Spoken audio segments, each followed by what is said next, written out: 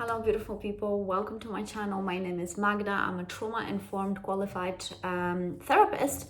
And today we're going to be talking about something that crops up a lot and is becoming very slowly a buzzword. And I want us to pause for a moment before it's going to become a buzzword. And this is the word dysregulation.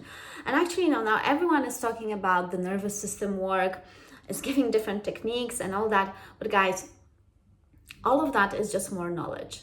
And your nervous system does want actually action and behavioral changes. This is how your nervous system is working naturally. It does not get a ping from more knowledge and especially more disembodied knowledge, because the buzzwords are disembodied, so let's bring it back to the body. I'm gonna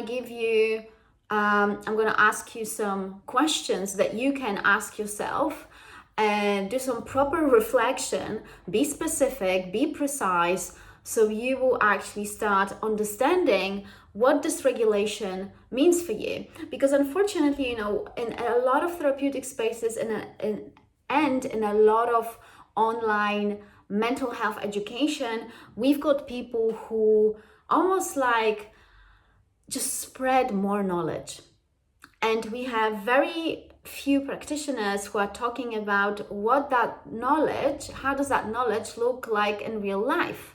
So let's stop showing off how much we know and let's start doing some practical stuff around all the buzzwords, that we have. But let's start something that is becoming a buzzword, and that is dysregulation. So when people say, I'm dysregulated, I'm triggered, I feel reactive, my nervous system is shot, whatever that is, these words, they have to be connected to the body to be fully understood by you on a somatic level. So you have to understand and you have to drive a proper connection, because when you say I'm dysregulated, what does that dysregulation mean to your real life, mean to your real relationships, and mean in real time? So it's you really catching yourself when that happens and knowing, based on all the data that you gathered about your body when it is dysregulated, what are the tendencies. Therefore, you can change the action. So let's make the word dysregulation a useful word and a helpful word to actually bring in again that somatic knowledge that is very personal to you, because that dysregulation looks different in different bodies, because every nervous system will have a different capacity, will have a different rhythm, will have a different tendencies, preferences. So my dysregulation, let's say when I'm dysregulated, is going to be very different from how you are dysregulated, and there'll be different symptoms, etc., etc. And also, this is not only a personal thing, but this is also context dependent thing. So you will be differently dysregulated at work, and you're going to be differently dysregulated when you are with your partner, or when you are with your kids, or when you are with your friends. So it's all context dependent. It all has to be specific, and it has to be precise. And I know that specifically, again, that precision, specificity tend to trigger people, because actually when you are precise and when you are specific, you cannot wriggle yourself out of truth. You cannot. So let's bring the truth, aka specificity and precision, into the whole dysregulation area, so you know what it means to you and you know how it looks like in different situations and in different contexts in your life. So when you say that you are dysregulated or reactive, or you're easily triggered, what actually happens physically within you? So think about the last time that you actually felt triggered or dysregulated, and think about, okay, what has been happening physically? So what were the physical sensations? Was there a tightness in your chest, a knot in your tummy, any heat? So maybe you feel like, your cheeks has flushed, any numbness, maybe in different areas of your life, not different areas of your body, sorry. Collapse. Do you feel like you just like resign, like, or maybe you feel agitation? But again, let's focusing more on agitation. Like, how are you, like almost like, jumping, want to like, what is, because the thing is that, and this is another question, so this is another part of the question, is going to be, what is the impulse? So the first thing that you will notice is the physical sensation, and before you even interpret that, there is an impulse to act. So let's say tightness in your chest. Your mind will make like, okay, tightness in the chest, okay, I'm not feeling good, so it instantly tries to make meaning out of it, and there's an impulse to act. What is that impulse? So let's focus on that situation. So on the situation that you are now, let's say, reflecting upon. So you were triggered, let's say yesterday, and you felt something, and you maybe, I don't know, maybe you felt heat in or flushed in your cheeks, and maybe tightness in your chest. Okay, what was the impulse to act? Did you want to run away? Did you want to hide? Did you want to punch? Be honest. Be honest. It's really, because it's not about you acting on those impulses. No, it's about just being honest with yourself. So do you want to like withdraw? Maybe you want to fix, because a lot of the times what I notice is that when people like, because like having flushed cheeks and like tightness in the chest, a lot of the times that will be like when people feel shame. And a lot of the times when people feel shame, they want to fix the situation. They want to say something. They want to submit. Like, there's a lot of this. It's like kind of submission, that it's like, okay, I feeling shame, or okay, the physical sensations that are associated with shame. I gotta do something. I gotta plead, it's almost like you feel like you're in court, and now you gotta like explain, argue, you have to be right. Or, maybe you're freezing. Maybe you just like, maybe you just like almost like giving up. Maybe you're scrolling. Maybe you're going into, I don't know, onto social media. So again, think about what is it. Maybe you want a glass of wine or a pint, So you gotta think about, and sorry, I'm saying a pint, I mean beer. I was living a lot of years in England. So it is, when I say a pint, I mean beer. I mean a glass of beer or something. So alcohol, yeah? So be specific, guys. So again, you're analyzing just one situation, physical sensations in the body, then what is the impulse to act? Now, these impulses are not there to, and that's why I said, you got to be honest with yourself. These impulses are not for you to feel ashamed of yourself. No. This is gathering data. And this is basically, the impulse is your nervous system trying to regulate itself.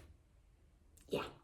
So let that land for you, okay? So any impulse is an attempt for your nervous system to regulate itself. So maybe you regulate yourself through submission. Pleading like, yes, I am guilty. Yes, I should be ashamed. Yeah, just leave me alone. And that might not be even necessary in that context. Or not even adequate. Or proportional to the situation. But when you're dysregulated, your nervous system tries to come back to regulation through the impulses that knows that it worked before. So let's say maybe you learned in your childhood that submitting to your mom or your dad meant that you were safe. So you're going to submit, because then you can come back to your baseline. So that is what I mean, coping strategies are your nervous system tendencies to regulate itself. Like you regulate through alcohol, okay, you regulate through submission. No shame in that. You regulate through self-harm. All of these, there's no shame. No shame. So forget about the shame about your coping strategies. These are coping strategies that allow you to come back to your baseline. You got to change the coping strategies, yes, but then one step at a time without overwhelming the nervous system. Because remember, again, these attempts in regulation, they worked for you for years. So your nervous system's used to them, yeah? So then, of course, so you're going to have the physical sensation in the body, the impulse to act, And then you're gonna also have thoughts. And all that happens. So physical sensation, impulse, and thoughts, they happen all at once. That's why, guys, working at this level is really difficult, because you need to become aware like this. Like, you have to practice that. This is mastering yourself. This is a self-mastery. Working with your dysregulation, it's going to lead to self-mastery. And not in a controlling way, but in a navigational way, that you are able to navigate yourself and orient yourself in this life without going back to these old coping strategies, okay? So what are the thoughts? So you have to think about, okay, last time when I was dysregulated, these were the physical symptoms, these were the impulses, and this is how you usually act. So think about, like I said, no shame, acted, fine. Next time you're going to do something different because now you have more knowledge, yeah? And then what are the thoughts? I don't know, maybe I'm not safe, maybe I'm useless, maybe, I've done something wrong. Oh, this is just so common, that I've done something wrong, I gotta fix this. A lot of the times you don't have to, because you haven't even done anything wrong. It's just your perception that you've done something wrong. Yeah, guys, especially if I'm talking especially to you who had been through complex trauma. I had been through really gaslighting, loads of gaslighting in childhood. This really is, that is specifically for you, because you gotta know your truth. And when your attempts to fix something are actually completely disproportionate to the situation and to the context, okay?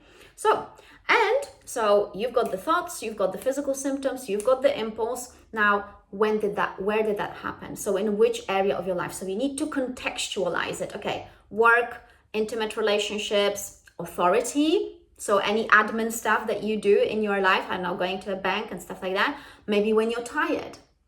Maybe when you feel seen. A lot of the times for people who, when they feel seen, they feel under threat. They feel like, don't go too close. You see me, I don't like you. A lot of the times this is how it, unfortunately, how it happens. And that's why, therapy tends to be triggering for people as well. Good therapy. When you feel that you're judged or, evaluated by someone, or maybe misunderstood. So give context. And then when you have all this data about one dysregulation in one context, this is now dysregulation. Now you have it embodied in a way that you understand that in this particular case scenario, this is how you acted. This is the thought. These were the thoughts. These were the physical symptoms. And next time, trust me, this knowing will turn into something different, because you're going to pause at some point. You're going to be like, you're going to have this impulse and you're going to be like, I know it's happening. And usually people actually don't do anything, because you don't have to change. It's almost like, just acknowledge the impulse. You don't have to change anything dramatically. This is all like, just a lot of BS when people say you have to do like, grand change. No, actually, just sometimes really pausing and actually doing nothing is already changing the nervous system, because your nervous system is learning that you're not impulsive anymore, that you're changing something, that actually, there's a pause here. Okay. So you're imprinting a new pattern onto the nervous system, which means that before the impulse, you pause in that particular context, in that particular case scenario. So the dysregulation is no longer floating in the air as something vague, but you can see the patterns and you can analyze a lot of these. So each time when you feel triggered, you can do that exercise. And guys, there is this one thing, when people say, about regulation, about being regulated, so coming back to your baseline, this is not being perfectly calm. No, again, regulation and baseline would look differently for different people. So for example, some people are naturally more energetic, so they will never gonna be like calm, and some people will be naturally really stoic. So it's, again, whatever is your nervous system native territory. The baseline would look like something like you're calmer, for sure. You're curious, you're open, flexible, and you're able to relate without being overwhelmed. So you're able to engage with reality, engage with life without being overwhelmed. That is the baseline. That is when you know that you're coming back to your baseline. And that is, I would say, so not feeling overwhelmed and feeling like you have options, feeling like you have choice. That's the baseline. That's the baseline. This is something, again, just very practical, but you gotta really think about your life and specific examples from your life, because anything that is vague and the word that stays vague, it means that nothing changes. It means that you will never going to grow outside of whatever conditioning is holding you back to get what you want in life. So in that way, using this exercise that exercise, it's not an exercise, it's self-reflection, this dysregulation becomes almost like useful because it gives you specific, embodied, and personal information about yourself and when you are on your journey in life. Yeah. So if you are interested in working with me, you've got the links down below. Everything is on my website, so you can see basically how I work, and also you can see how I work based on this, for example, particular video, because that's how I would work with my clients. Yeah, I don't work in general stuff. We're going to the nitty-gritty, and that's why this work with me is probably for people who are ready to who want the truth, you know, and are ready to act upon that truth. I'm not a therapist for everyone. I'm not definitely a therapist for people who want to constantly process stuff. That's just not happening.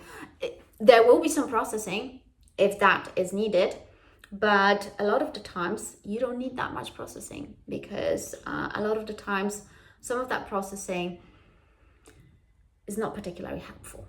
I shall say that. Okay, if that was helpful, if this video was helpful, then like, share, and subscribe, and I'm going to see you in my next video. Bye bye.